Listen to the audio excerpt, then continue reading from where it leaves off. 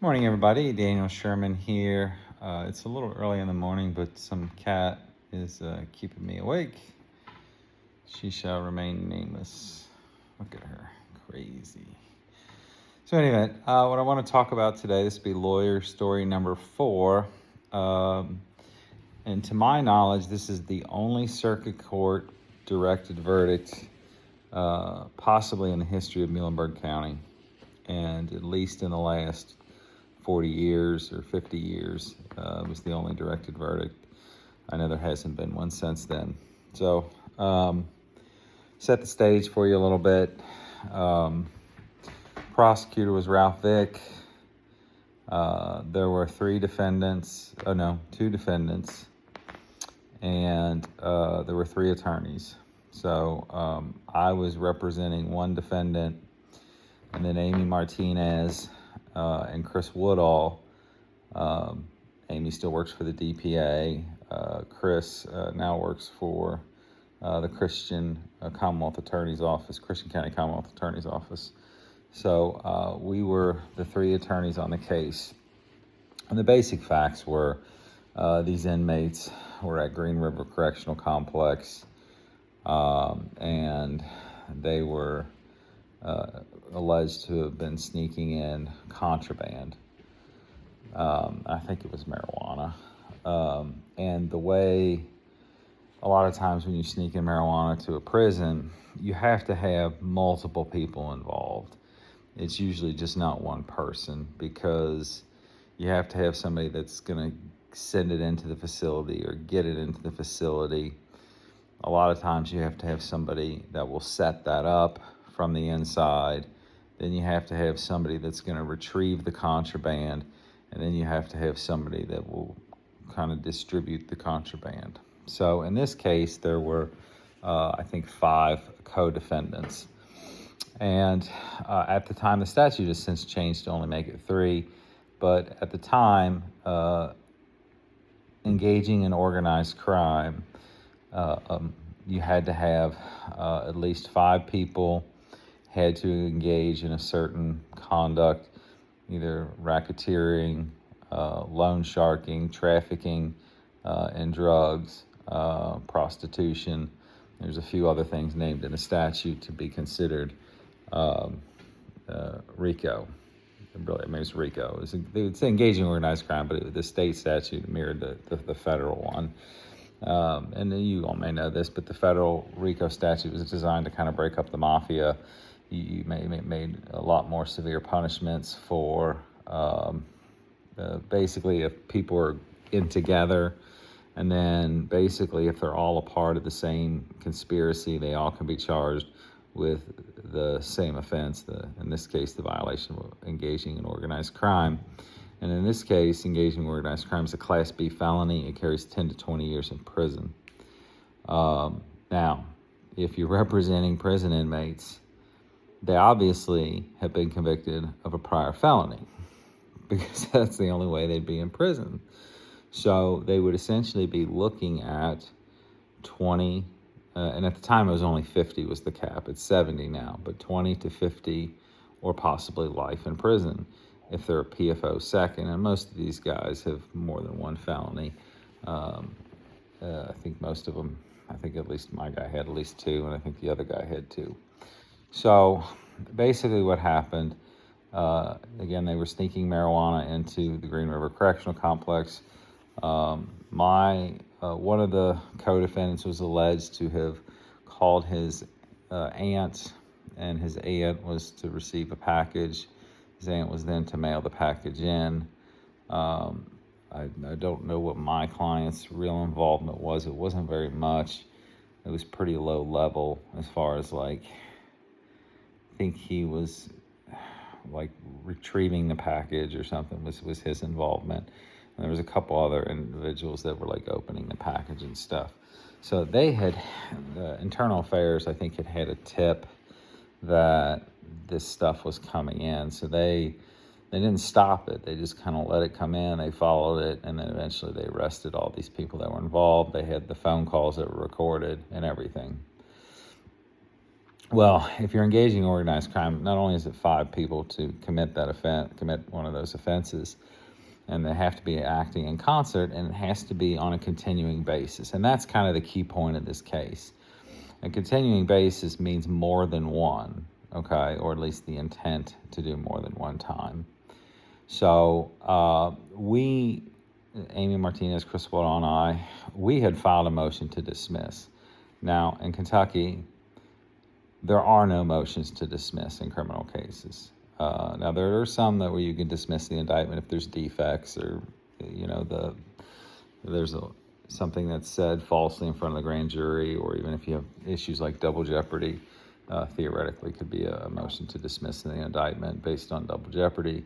But for the most part, motions to dismiss do not exist, and we knew that.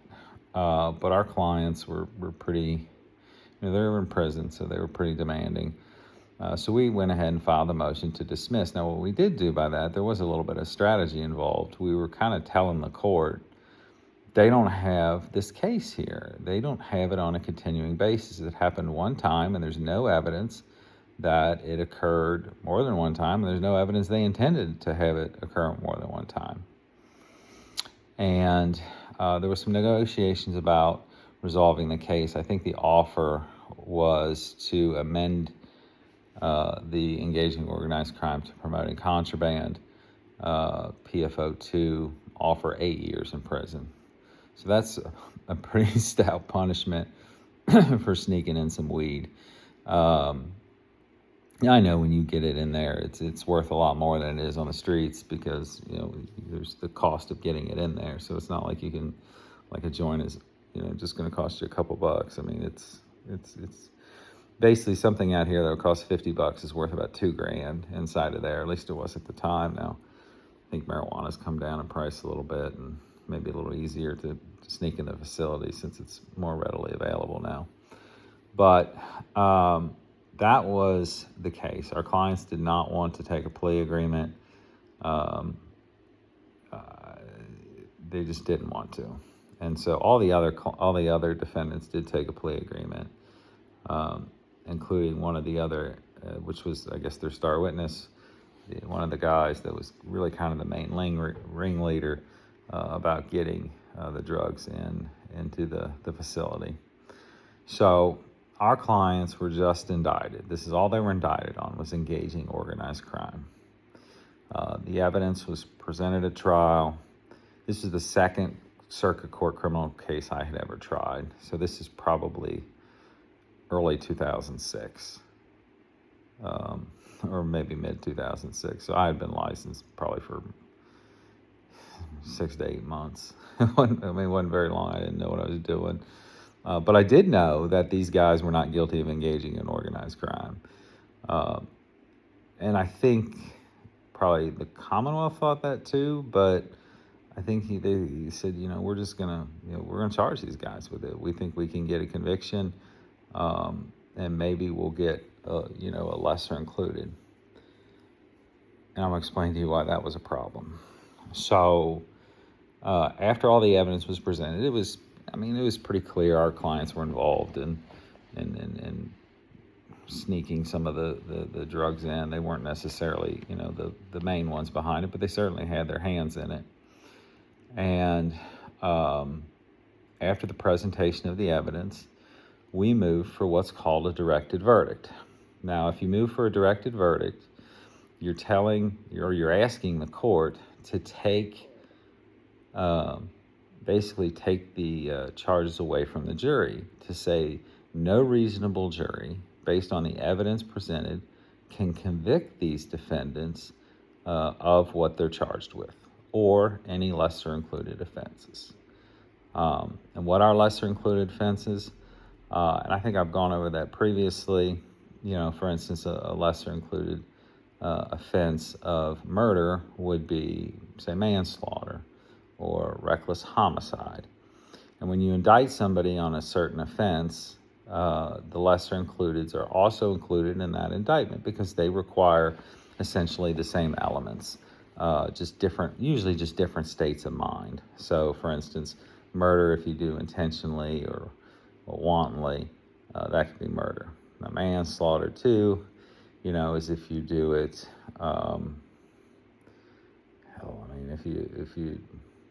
if there's like an act of passion, or like manslaughter one would be if you're under extreme emotional distress, like if you find out your wife is cheating and you get pissed and you shoot her in the head and kill her, that's probably manslaughter because you are considered under extreme emotional distress. So that would be man one would be a lesser included of murder, and it's a B felony. It's not the A if it doesn't carry 20 to life, it carries 10 to 20. So that would be an example of a lesser included.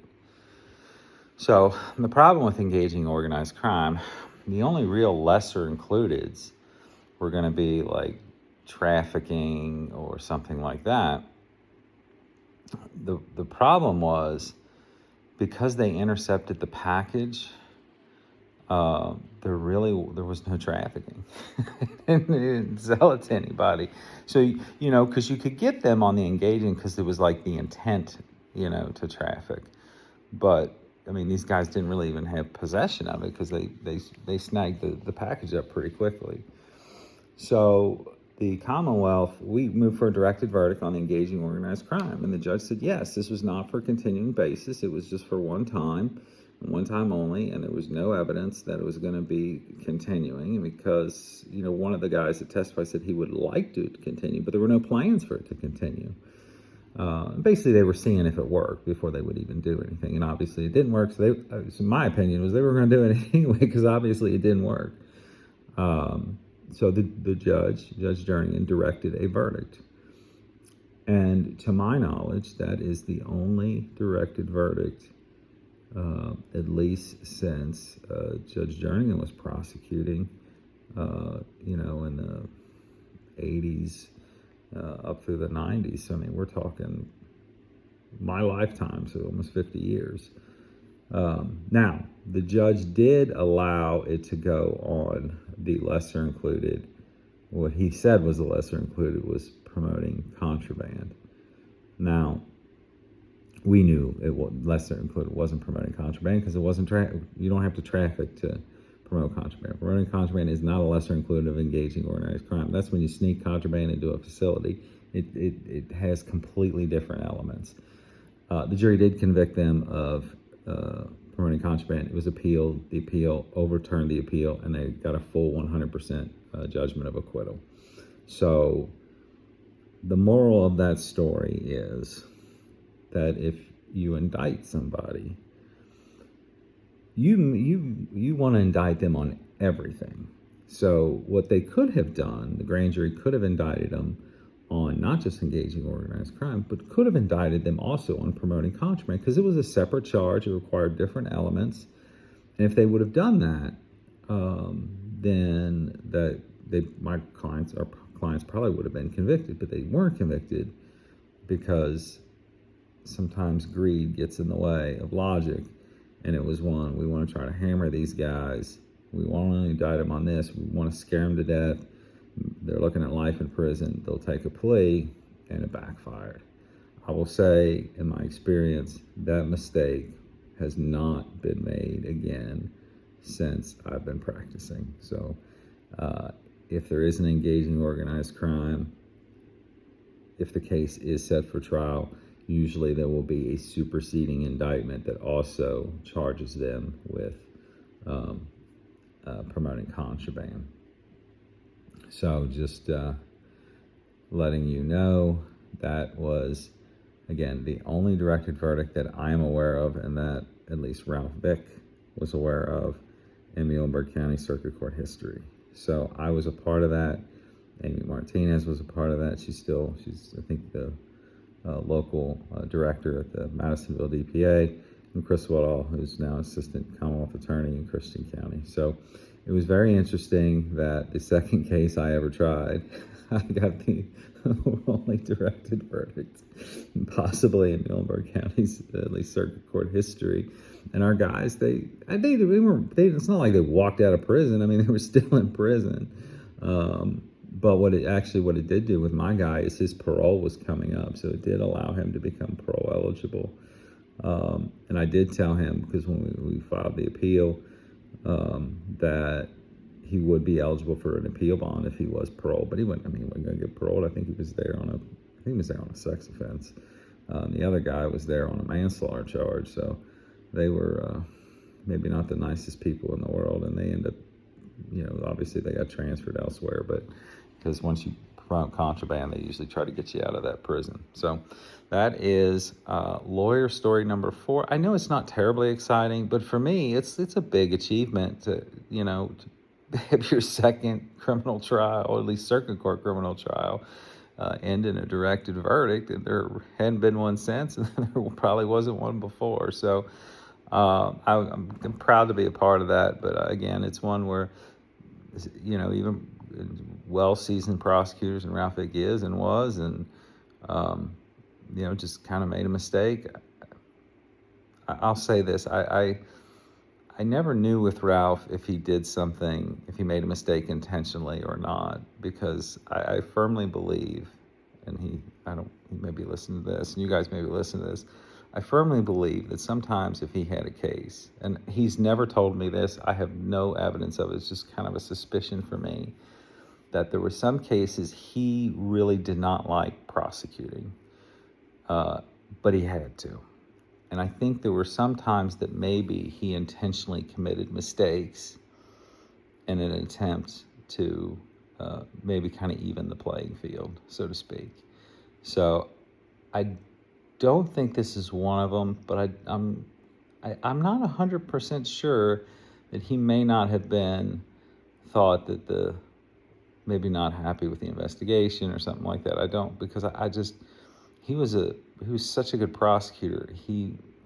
It seemed to me that maybe this is just because I had so much respect for him, that this guy would never make a damn mistake unless he did it intentionally, and that was, that's kind of why I say that. But I have no evidence of that. That's just kind of my personal belief, and part of me doesn't really believe that, but part of me says, hey, it kind of could make sense a little bit.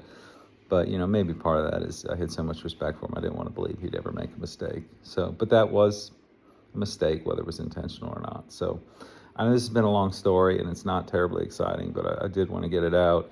And again, it's like 3 o'clock in the morning. My cat keeps keeping me up, so whatever. She's being crazy. So hope you all have a good morning, a good day, a good afternoon, and as Truman say, good evening and good night. If you have any questions, you know how to get a hold of me. Comment down below. Y'all take care.